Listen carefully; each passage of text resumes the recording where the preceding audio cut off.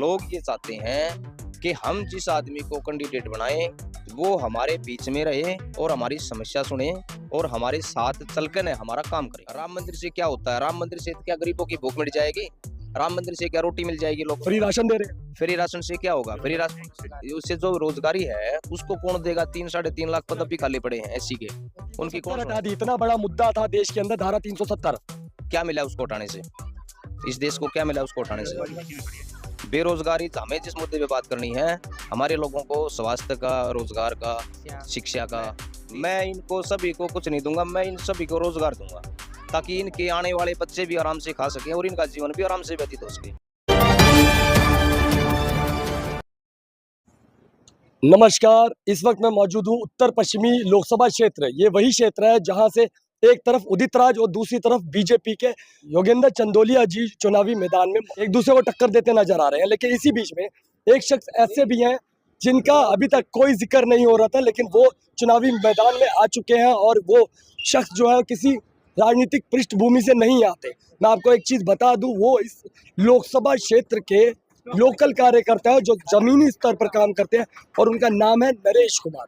मेरे साथ है नरेश कुमार जी, जो राष्ट्रीय समाज पार्टी से पर्चा दाखिल कर कर इस लोकसभा में तीसरे प्रत्याशी बने हैं। और कहीं ना कहीं इन दोनों को, जो दो बड़े चेहरे हैं, इनको कहीं ना कहीं टक्कर देते हुए नजर आ रहे हैं। सर, मेरा आपसे सवाल है कि दो बड़े चेहरे, दो बड़ी पार्टियां, एक इंडिया गठबंधन आम आदमी और कांग्रेस और दूसरा बीजेपी, तो इन्हें कैसे टक्कर दे पाएंगे आप? टक्कर देना कैसे चाहूंगा? मेरे अपने गांव वालों का सहयोग, अपने भाई का सहयोग, अपने परिवार का सहयोग, अपने काफिले का सहयोग। चलिए, ये सहयोग की तो आपने बात करी। पहले सबसे पहले तो आप ये बताइए, किस इस लोकसभा में किस क्षेत्र से आते हैं आप? उत्तर पश्चिमी क्षेत्र से, गांव मंगेशपुर से। गांव मंगेशपुर से। तो ये इतना बड़ा लोकसभा क्षेत्र है, तो यहाँ पे जो आप इतने सालों से संघर्ष कर रहे हैं सामाजिक कार्यकर्ता के रूप में, तो क्या समस्याएं हैं लोगों की, कुछ मालूम है आपको? समस्याएं तो अनेकों हैं, लेकिन इतना ही कहना चाहूंगा कि यहाँ हर एक पार्टी आई, हर एक चली गई, लेकिन गांव से कोई भी कैंडिडेट नहीं आया। हमारे क्षेत्र से जितने भी कैंडिडेट आए सभी बाहर के आए, सीट मिल गई, पोजीशन मिल गई, लेकिन अपने अपने घर चले गए। हमारे लोगों को इतनी ज्यादा परेशानी होती है कि अब एक बात देखो, यहाँ से सीट मिलने के बाद कोई कहीं जाके बस गया, कोई कहीं जाके बस गया, तो हमारे गांव के, हमारे एरिया के लोगों की कौन सुनेगा? ये तो हुई आपके एक एरिया की, एक गांव की या एक विधानसभा की बात। अगर पूरे लोकसभा की बात करें तो लोगों की क्या, यानी कि लोग क्या चाहते हैं कि किन मुद्दों पर आप यानी कि चुनाव लड़ रहे हैं? लोग ये चाहते हैं कि हम जिस आदमी को कैंडिडेट बनाएं वो हमारे बीच में रहे और हमारी समस्या सुने और हमारे साथ चलकर हमारा काम करे। एक मेरा सवाल है, जैसे कि जितने विपक्षी दल हैं जिनके सांसद रहे भी, जैसे उदित राज की बात करें, 2019 तक सांसद रहे हैं इसी क्षेत्र के, तो उनके विषय में क्या कहेंगे? पहले बीजेपी में थे, फिर कांग्रेस में चले गए। ठीक है, ऐसे लोगों से जो खुद का कोई स्टेट नहीं है, ऐसे लोगों से क्या उम्मीद रखें? यानी कि आप कहना चाह रहे हैं कि जैसे वो पार्टियां बदल देते हैं, 19 तक बीजेपी के सांसद थे और आज कांग्रेस में है, तो उसका इफेक्ट यानी कि लोगों में यहाँ पर है। यही मेन कारण यही है कि जिसका खुद का कोई स्टेटस ना हो, खुद का कोई लेवल ना हो, वो आम पब्लिक की क्या सुनेगा? आम पब्लिक की तो वही सुनेगा ना जो लोगों के बीच में रह रहा है। तो मैं ये जानना चाहता हूँ, जैसे योगेंद्र चंदेलिया जी हैं, वो तो इसी लोकसभा क्षेत्र से हैं और जमीनी स्तर पर कुछ कई सालों से सक्रिय भी हैं राजनीति में, तो उनके लिए क्या कहेंगे? बीजेपी के मजबूत कैंडिडेट बताए जाते हैं। मजबूत कैंडिडेट कहाँ से हो गए? मजबूत कैंडिडेट तो हर एक हमारे एरिया का जितने भी पब्लिक है, जितने भी हमारे समाज है, सभी को पता है कि कितना मजबूत कैंडिडेट है। सभी को पता है इस बारे में, सभी बोल देंगे। मोदी जी की गारंटी चल रही है इस वक्त कि मोदी की गारंटी, मोदी की गारंटी। मोदी जी कहते हैं 400 पार करेंगे इस बार। 400 पार करें कोई बात ना, 500 पार करें उससे भी कोई बात ना, लेकिन उन्होंने हमारे देश को, हमारी आम जनता को क्या दिया? राम मंदिर दिया ना। राम मंदिर से क्या होता है? राम मंदिर से क्या गरीबों की भूख मिट जाएगी? राम मंदिर से क्या रोटी मिल जाएगी? लोग फ्री राशन दे रहे हैं। फ्री राशन से क्या होगा? फ्री राशन उससे जो रोजगारी है उसको कौन देगा? 3-3.5 लाख पद भी खाली पड़े हैं एससी के, उनकी कौन सुनेगा? धारा 370 हटा दी। इतना बड़ा मुद्दा था देश के अंदर, धारा 370। क्या मिला उसको हटाने से? इस देश को क्या मिला उसको उठाने से? बेरोजगारी, हमें जिस मुद्दे पे बात करनी है, हमारे लोगों को स्वास्थ्य का, रोजगार का, शिक्षा का 3 ही सत्र होते हैं, इससे ज्यादा तो कोई सत्र होता ही नहीं कोई भी। जो अरविंद केजरीवाल है और जो राहुल गांधी है वो न्याय की बात कर रहे हैं, 5 न्याय, कभी बिजली फ्री, कभी डीटीसी बस फ्री, कभी फ्री वाईफाई, तो आप क्या देंगे? मैं इनको सभी को कुछ नहीं दूंगा, मैं इन सभी को रोजगार दूंगा ताकि इनके आने वाले बच्चे भी आराम से खा सकें और इनका जीवन भी आराम से व्यतीत हो सके। केजरीवाल सरकार दिल्ली में आई थी, काफी रोजगार दिए, जो डीटीसी बस में जो होमगार्ड है उनकी भर्ती की थी। कहाँ गए वो सब अपने अपने घर बैठे हैं। अब किसी भी पोजीशन के लिए तैयार नहीं है, क्या करेंगे वो? राहुल गांधी ने ऐलान किया है 5 न्याय, उसमें से सबसे पहली नौकरी पक्की, दूसरा किया है हर गृहिणी को 1 लाख रुपये सालाना, 8,500 रुपए महीना, 8,500 रुपये महीना। अब से पहले इतना पुराना कैंडिडेट है, इतने पुराने नेता, अब से पहले उसने क्या दे दिया जो अब ये इतनी बड़ी घोषणा कर दी? सब चुनाव के टाइम पे झूठे वादे करते हैं, सीट आने के बाद में निकल जाते हैं। अब एक बात बताइए, मोदी जी नहीं, कांग्रेस नहीं, तो और कौन सा विकल्प रह गया है? विकल्प तो बहुत हैं हमारे सामने। जैसे मैं हूँ राष्ट्रीय समाज पार्टी का कैंडिडेट हूँ, गाँव के अपने लोकल एरिया से हूँ।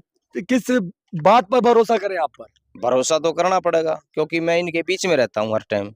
मैं सबके बीच में रहता हूँ, सब आदमियों के टच में रहता हूँ। मेरा जहाँ तक क्षेत्र लगता है सभी के टच में रहता हूँ मैं। इनके बीच में जो आदमी इनके बीच में रहेगा उन समस्याओं का तो उन्हें उसी को पता होगा ना। उसको क्या पता होगा, सीट आई निकल के भागे, उसको क्या पता होगा इन लोगों की समस्या का। इसलिए मेरे गांव वालों ने मेरे को हिम्मत दी, ठीक है, इसलिए मैं इनके बीच में आ गया।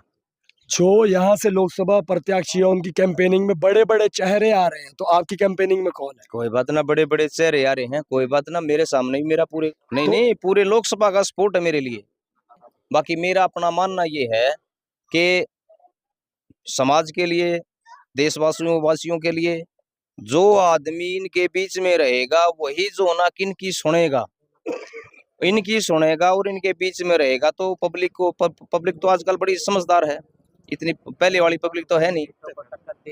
दोनों कैंडिडेटों को टक्कर देते हुए मैं लोगों को यही संदेश दूंगा कि मैं आपका बच्चा, आपका भाई आपके बीच में हूं और आपके बीच में ही रहूंगा। समस्या जो भी होगी मैं आपकी सारी सुनूंगा, उनको दूर करूंगा। हमारे साथ थे नरेश कुमार जी, जो यहाँ से लोकसभा प्रत्याशी है। और मैं आपको एक इसी के साथ बात बता दूं, यहाँ पर इनके सपोर्ट में एक एक्टिविस्ट जिनका नाम आपने कई जगहों पर सुना होगा, सोनू किन्नर जी मेरे साथ मौजूद है। उनसे भी चंद सवाल कर लेते हैं। पीछे मेरा एक आपसे सवाल है कि इस क्षेत्र में नरेश कुमार जी जैसे लोकसभा प्रत्याशी है, तो आपको क्या लगता है कि इतने बड़े नामी गिरामी बड़ी पार्टियों के कैंडिडेट इनके सामने खड़े हैं, तो क्या रहेगा? देखो, सबसे पहले तो आपके चैनल के माध्यम से सभी देशवासियों को मेरा प्रणाम। मैं किन्नर सोनू चोपड़ा, आप सबको पता है, आए दिन धरने प्रदर्शनों में दिल्ली में ये जो ईवीएम का मुद्दा था उसमें महमूद प्राचार्य साहब, डॉक्टर रितू के प्रोटेस्ट में कई बार मुझे पुलिस वालों ने डिटेन भी किया है। और अपने किसान आंदोलन में बढ़ चढ़ के साथ देती हूँ लोगों का, और किसी गरीब के साथ अत्याचार होता तो वहाँ भी जाती हूँ। यहाँ उत्तर पश्चिमी क्षेत्र से, लोकसभा क्षेत्र से मेरे मामा जी है नरेश कुमार जी, ये राष्ट्रीय समाज पार्टी के कैंडिडेट है। और सभी लोकसभा क्षेत्रवासियों से अपील करती हूँ कि अपना तन मन धन से, अपना जो आपका कीमती वोट है, आप लोगों ने देखो बीजेपी को भी लोकसभा कैंडिडेट विजय करके यहाँ से भेजा है और कांग्रेस का उदित राज को भी यहाँ से विजय करके भेजा। लेकिन वो भारी लोग होने के कारण जब वो जीत कर चले जाते हैं तो अपनी कोठियाँ बना लेते हैं। लोगों के बीच में जो लोगों के मुद्दे समस्याएं हैं उनको सुलझाने के लिए किसी गांव का दौरा नहीं करते। और ये आपके गांव का लोकल एरिया से कैंडिडेट है, आपके दुख दर्द में आगे रहता है, पढ़ा लिखा है, कोई ईमानदार है, कोई ऐब नहीं है। और मैं तो आप लोगों से वो करती हूँ अपील के भाई अपना कीमती वोट सिटी के निशान को दे और इनको से इस लोकसभा से विजय करके संसद भवन में भेजे, ताकि आपके जो दुख दर्द है, जो आपकी बहन बेटियों के साथ आए दिन अत्याचार हो रहे हैं, यहाँ एरिया की जो बिजली की समस्या है, पानी की समस्या है, पानी 3-4 दिन हो गए पानी नहीं आ रहा दिल्ली एरिया होते हुए है, न तो बहन बेटियां सुरक्षित। आप लोगों ने पता है 1 घंटे में भारत में 4 रेप होते हैं बहन बेटियों के साथ, लेकिन ये बीजेपी सरकार आए दिन वादे करते बेटी बचाओ बेटी पढ़ाओ, लेकिन बेटियों के साथ अत्याचार करने वाले सबसे ज्यादा रेपिस्ट बीजेपी के कैंडिडेट, बीजेपी के लोग हैं, जो नेता है।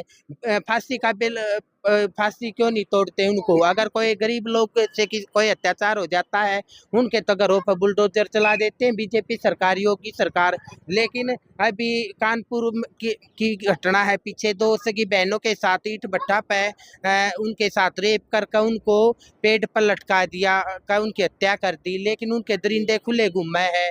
अभी जो एक 10वीं क्लास का स्टूडेंट की यूपी की घटना है, वहाँ पे 10वीं क्लास के स्टूडेंट का पुलिस वालों ने गोली चलाकर उसकी हत्या कर दी। दिल्ली में भी पुरानी नांगल में एक 6 साल की बेटी के साथ 4 पुजारियों ने गैंग रेप करके जिंदा भट्टी में जला दिया था। राजस्थान की घटना है, तोला गुजर के साथ रेप हुआ। इंदर मेघवाल एक छोटे बच्चे के साथ पानी पीने पे स्कूल में गड़ा चूने पर उसकी हत्या कर दी। देखो देश में कितना कास्टिज्म है। मैं तो कहती हूँ कि भाई भारत के संविधान को बचाना है। मौजूदा सरकार क्या कहती है कि 400 सीट आ जाएंगी तो भारत के संविधान को खत्म कर देंगे, लेकिन मैं कहती हूँ कि बाबा साहब का संविधान है, बाबा साहब ने इतनी कुर्बानी देकर देश को समानता का अधिकार दिया है। बहन बेटियों को पहले पढ़ने का अधिकार नहीं था, उनके साथ इतना अत्याचार होता था, बहन बेटियों को बच्चे पैदा करने की मशीन समझा जाता था, लेकिन बाबा साहब के संविधान से सिर पैर की जुत्ती से सिर का ताज बना दिया महिलाओं को। लेकिन बहन बेटियों को मैं तो एक बात कहती हूँ कि संविधान को पढ़ो। संविधान में आपको जो भी बहुत अधिकार दे रखे हैं, जो आज पढ़ लेकर आप CM PM प्रधानमंत्री district magistrate doctor scientist professor teacher जो बने हुए हैं, ये सब बाबा साहब के संविधान की वजह से। अगर संविधान नहीं होता तो आपको एक गली से दूसरी गली में जाने का अधिकार नहीं था, पहले घर की 4 दीवारी से अंदर बाहर निकलने का अधिकार नहीं था। अभी आपने देखा केदारनाथ का जो मंदिर है, वहाँ पे 180 किलो सोना था दीवार पे, वो सारा सोना बीजेपी एंड RSS कंपनी ने वो उतार के वो पित्तल में वो दीवार बना दी, वो सोना उतार कर वो खा गए।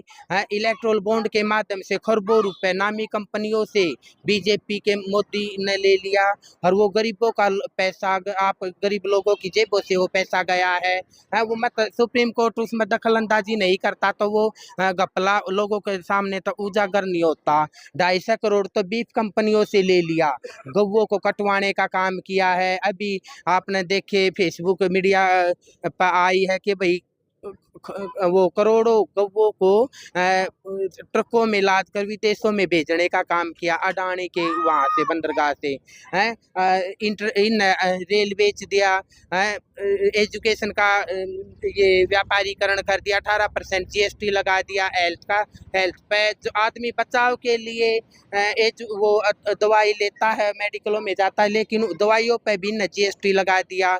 मैं तो कहती हूँ कि भाई GST खत्म होना चाहिए, व्यापारियों को सुरक्षा मिलनी चाहिए। आज व्यापारी सुरक्षित नहीं है, बहन बेटियां सुरक्षित नहीं है, सेना का जवान सुरक्षित नहीं है। अभी आपने देखा किसान बॉर्डर पर बैठे रहे, पिछले साल भी वो 13 महीने तक बैठे रहे। 700 से 800 किसानों ने अपनी शहादत दी, उनको शहीदी का दर्जा मिलना चाहिए। 2 अप्रैल की घटना है, SC ST के लोगों पर झूठे बीजेपी सरकार ने मुकदमे दर्ज करे थे और उनको जेल में डालने का काम किया था।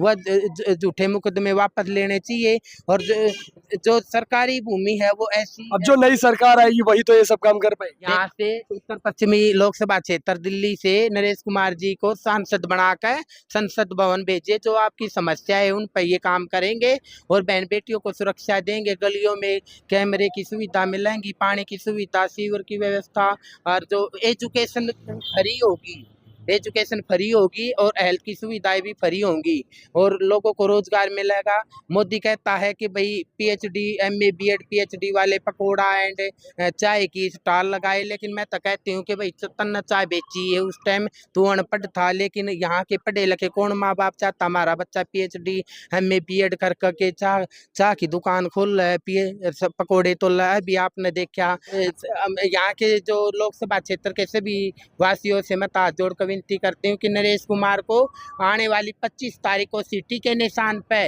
आपका बहुमूल्य वोट देकर इनको विजय करे और अपना आशीर्वाद दे, ताकि ये विजय होकर संसद भवन पहुंचे और आपकी जो समस्याएं, आपके जो मुद्दे हैं उन पर कार्य कर सके। तो देखा आपने, ये उत्तर पश्चिमी लोकसभा क्षेत्र है और ये कैंडिडेट है नरेश कुमार जी। और मैं आपको एक चीज बता दूं, सारी पार्टियां देख ली, हर बार कांग्रेस बीजेपी आप, कांग्रेस बीजेपी आप, तो किसी नए चेहरे को, मुझे लगता है कि किसी नए चेहरे को एक मौका मिलना चाहिए।